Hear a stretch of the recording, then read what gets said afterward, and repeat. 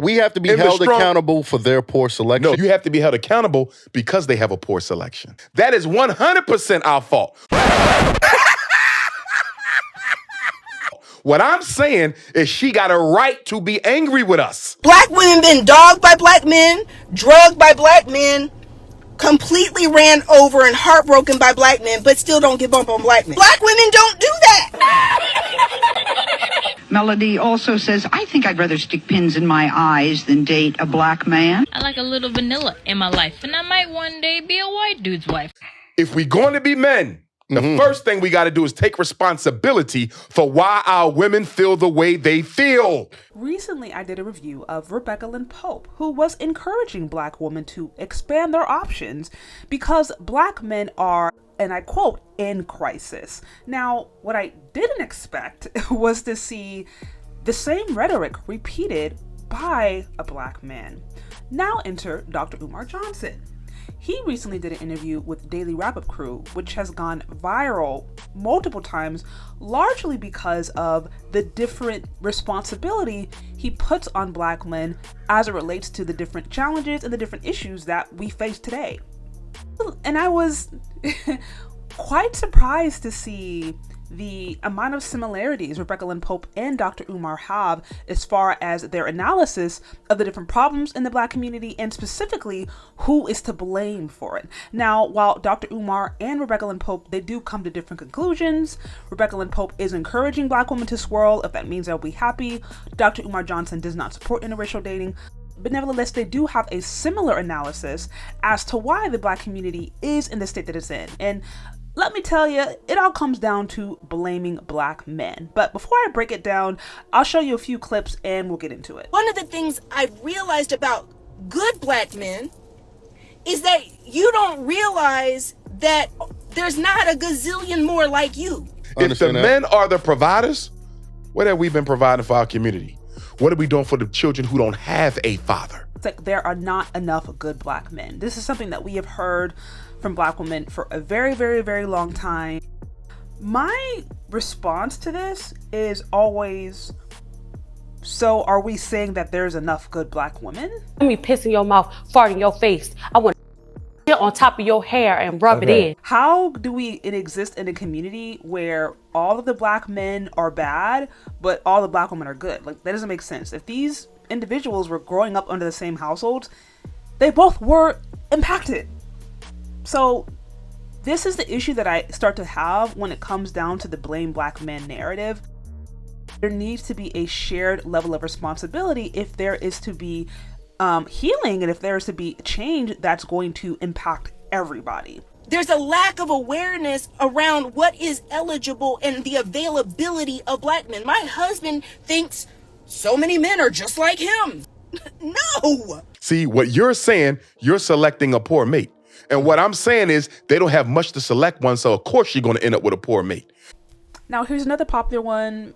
Black men are Pookies and Ray Rays, yada, yada, yada. We know there's more black men in college than in prison. We also know rates of incarceration are increasing for black women specifically. There was one report that I read yesterday that showed that black women are actually more likely to get incarcerated than white women. So if they're a Pookie and Ray Ray also has a counterpart. And that's partially the problem. We have broken people in the community who are coming together and recreating some of the mess that we see. Black men are not in the home raising their kids. Black fathers are the number one fathers that are absent. You got to do it all yourself. Well, what energy does that put you in? Masculine. And I'm telling you, black men are responsible for her being masculine because we have not helped her raise them children. And when I say help them raise them children, I don't mean you as the stepdad. No, I mean you as an active member in the community where we go to every single parent black mother and say, how many sons you got? 2? How many sons you got? 2? Well, guess what? That's your son's big brother. That's your son's big brother. Another popular talking point, black men are not in the home. There's all this fatherlessness. We are overrun by single parent households. And yes, this is true. But what is not talked about is the fact that these single parent households are being created by a minority of men. Again, a majority, over 50% of black men currently are single and childless. So that means you have the majority of black men who are not even in this conversation when it comes to parents, kids, households. Like, they're not even there because they didn't have kids, they're not married, they don't have offspring, none of that. So again, it really is a small percentage of the black male population who is creating a lot of chaos. And so it's going to be really difficult to try to convince men who have taken care of themselves or who have not had kids to go on and take on the responsibilities of other grown men who are just being irresponsible. And I think this is where Dr. Umar a lot of times runs into pushback. I know he talks from a community perspective and pushes for that, right? Because that is more of an African way of looking at things. But the reality is, you know, black Americans right now are largely integrated into American culture and very much see things individualistic. And also, black women do not really, they kind of go back and forth when it comes to the communal approach. They want the individualism to do what they want. They don't want the collective responsibility. They don't want to be held accountable by other societal forces. They want the freedom to express themselves and their sexuality as they want. But then now when it comes to raising these kids, they want to have a shared responsibility. Then they want to have the community. And so there is this tension already because the black community by and large is not operating like a community. They're operating like a whole bunch of different broken individual pieces. Like, it just comes down to men not really being motivated. I don't really know how else to put it. It's just men are incredibly motivated to step in and fix the problems of Pookie and Ray Ray, and to also take on the responsibilities of women who have actively said, we don't need you. And then on top of that, we have to deal with the superiority complex that definitely exists within the black community. Whether it's because there's been a matriarch going on, whether it's because the women have been largely in the homes, you know, responsible for the homes, and their narrative has been loud and clear over the last couple of decades. Nevertheless, there has been this superiority complex that definitely exists among women that says, look, all I got to do is just show up. I need to be served. Niggas need to serve me. Like, I don't need to be sitting up here trying to help niggas and none of that shit. So now, with that said, there are some very good points that have been raised. Issues with literacy, issues with single parent households, issues with low marriage rates. Like, all of those things I think are valid concerns that truthfully do need addressing if there is ever to be a future for black people in America. This is where I do believe shared responsibility truly is important. More importantly, I don't think it's healthy and logical to go around calling black women queens if at the same time we want to go and remove culpability and responsibility from their actions. We can't do that. Either you are a queen and you have a responsibility to pass on culture, to pass on values, and to tend to your household and your community and to make sure it's the strongest it can be. Either you hold that position and that responsibility with pride and you don't complain about it, but you understand that is your role, or you're not a queen and you relinquish all that responsibility and then you leave the responsibility over to the men and let them lead. You don't get in the way. You don't be rebellious. You don't try to usurp their authority. You don't try to control them. You let them lead. But we can't have this victim queen mentality. You can't be a queen, but at the same time not be held responsible. The issue is we have a rebellious spirit.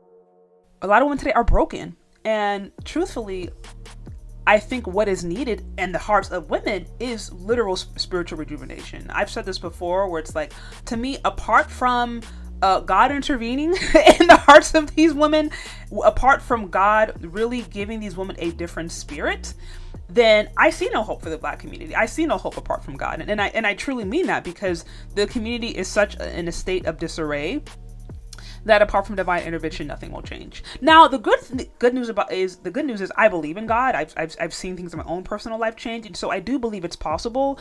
But it needs to be clarified that the heart and the state of women today is not in a position where they'd really be good for anybody, let alone themselves.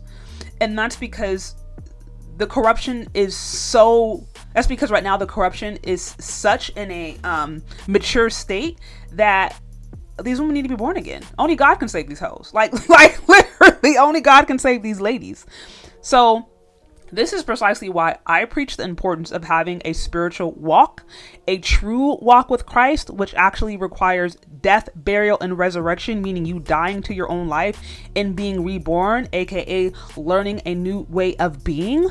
And that's truthfully what a lot of women need right now, because there's such this rebellious spirit, this desire to do things all on their own, but at the same time a desire to be a victim and not wanting to have morals and standards. And it's like, that's not the woman that you can work with to try to build liberation. So I understand what Dr. Umar is saying, and I understand all of the different conditions that may have led to a woman's state today.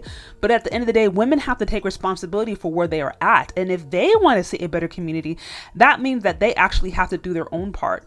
And so I think it needs to be said that in order for there to be a different community, there has to be a different women. There has to be a different heart and a mindset, a different spirit in the women today.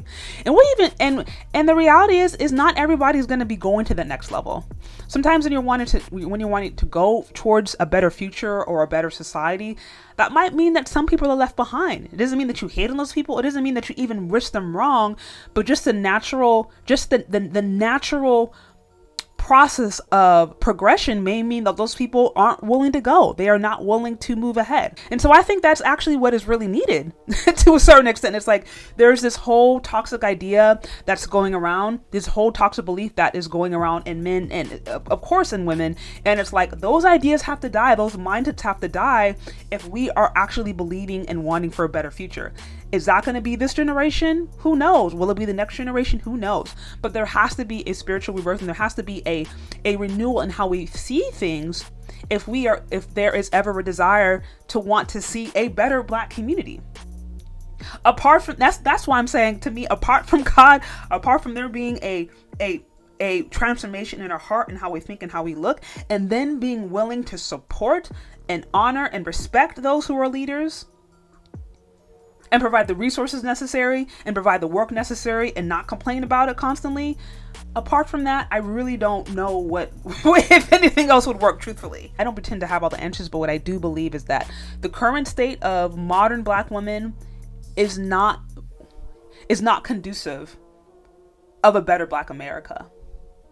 And so there would need to be a large shift, I think, culturally, spiritually, emotionally, all of that, if we ever hoped to see a reality where Black men and women were working together harmoniously into a better community.